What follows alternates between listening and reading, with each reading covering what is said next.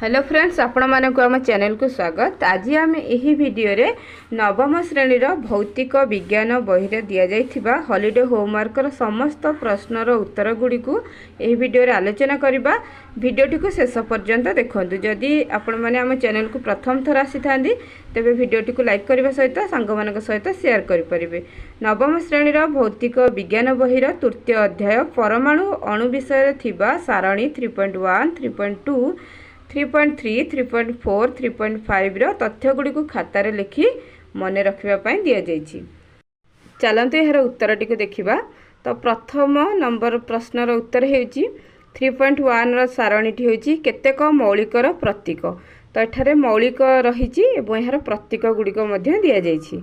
तो फास्ट जदि देखा आम aluminium AL, antimony SB, argon AR सही भली एठारे बहुत गुड़िए मौलिक दि जाइए तार प्रतीक गुड़िक दि जाइए। गुड़ी को आपण मैंने खाता लिखि मन रखिपारे।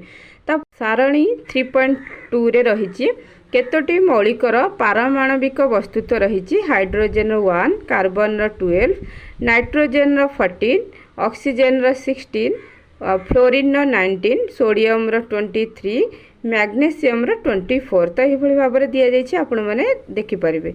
तो अन्य एक सारणी देखा 3.3 रे रही केतोटी अधातुर परमाणु कता। तो फास्ट अधातुर नाम देछि हीलियम। हीलियम एक परमाणु विशिष्ट। नियन हूँ एक परमाणु विशिष्ट। तापर आर्गन रही एक परमाणु विशिष्ट। तो ये भाव में सारणी रही गुड़िक देखिपे। तो से 3.4 सारणी देछि।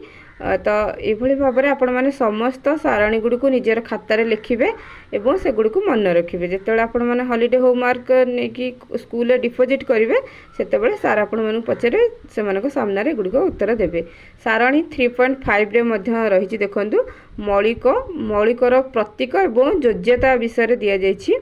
तो ये देखो ये भाव में विभिन्न टेबुल करके लिखा जाइए। तो एगुड़ी आपण मैंने मन रखी पारे खातार लिखिकी। तापर द्वितीय नंबर प्रश्नटी कौन रही देखा। द्वितीय नंबर प्रश्नटी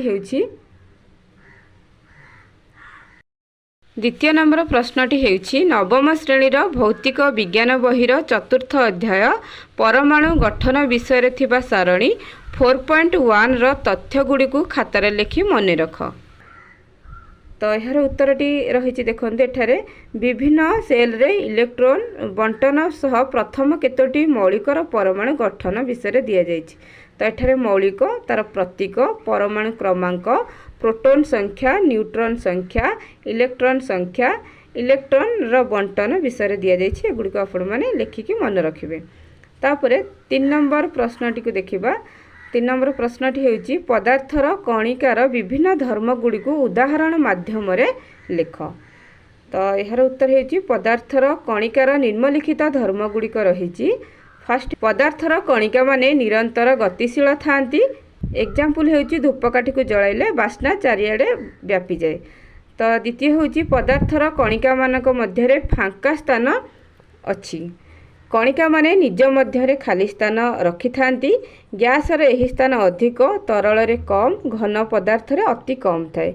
उदाहरण लेंबू पानी तैयारी करिबा समय रे गोटिए प्रकार पदार्थर कणिका गुड़ी को अन्य पदार्थर कणिका मध्य रही जाती। पदार्थर कणिका गुड़िक परस्पर को आकर्षण करती। कणिका माने परस्पर मध्य आकर्षण बल द्वारा जड़ित थांती। एही बल घन पदार्थ रे अधिक, तरल रे कम एवं गैसीय रे नगण्य। उदाहरण हेउची पानी टैप को खोली जलधारा को निज आंगुली सहायरे विखंडित करने को चेष्टा करिले यह हेबो नहीं, कारण कणिका मध्य आकर्षण बल काम करुछि।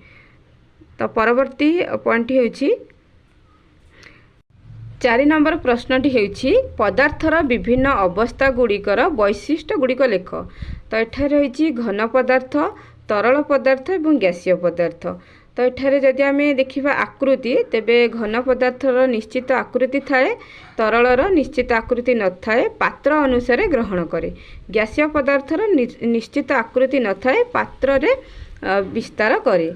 तापर जदि आम आयतन देखा वॉल्यूम तेबे कठिनर निश्चित आयतन थाए, तरलर निश्चित आयतन थाए, କିନ୍ତୁ ଗ୍ୟାସୀୟ ପଦାर्थର ନିଶ୍ଚିତ ଆୟତନ ନଥାଏ, ଏହା ପାତ୍ରରେ ବିସ୍ତାର କରେ। କଣିକାର ଗତି କଠିନରେ କଣିକାମାନେ ନିଜ ସ୍ଥାନରେ କମ୍ପନ କରନ୍ତି, ତରଳରେ କଣିକାମାନେ ମୁକ୍ତ ଭାବେ ଗତି କରନ୍ତି କିନ୍ତୁ ସୀମିତ କଣିକାମାନେ ଅତି ଦ୍ରୁତ ଓ ମୁକ୍ତ ଭାବରେ ରହିଥାନ୍ତି। ଏଇଟା ହେଉଛି ଗ୍ୟାସୀୟ। ତାପର ପଏଣ୍ଟ ହେଉଛି କଣିକା ମଧ୍ୟରେ ଖାଲି ସ୍ଥାନ। କଠିନରେ ଅତି କମ୍ ଖାଲି ସ୍ଥାନ ରହିଥାଏ, ତରଳରେ ମଧ୍ୟମ ଖାଲି ସ୍ଥାନ ଏବଂ ଗ୍ୟାସୀୟରେ ଅଧିକ ଖାଲି ସ୍ଥାନ ରହିଥାଏ। ଆକର୍ଷଣ ବଳ କଠିନରେ ଅତି ଶକ୍ତିଶାଳୀ ରହିଥାଏ, ଆକର୍ଷଣ ବଳ କଣିକା ମଧ୍ୟରେ, ତରଳରେ ମଧ୍ୟମ ଧରଣର ଏବଂ ଗ୍ୟାସୀୟରେ ନଗଣ୍ୟ। ଗ୍ୟାସୀୟରେ କଣିକାମାନଙ୍କ ମଧ୍ୟରେ ଆକର୍ଷଣ ବଳ କମ୍ ରହିଥାଏ। ଯଦି ଆପଣଙ୍କୁ ଏହି ଭିଡ଼ିଓଟି ଭଲ ଲାଗିଥାଏ ତେବେ ସାଙ୍ଗମାନଙ୍କ ସହିତ ଭିଡ଼ିଓଟିକୁ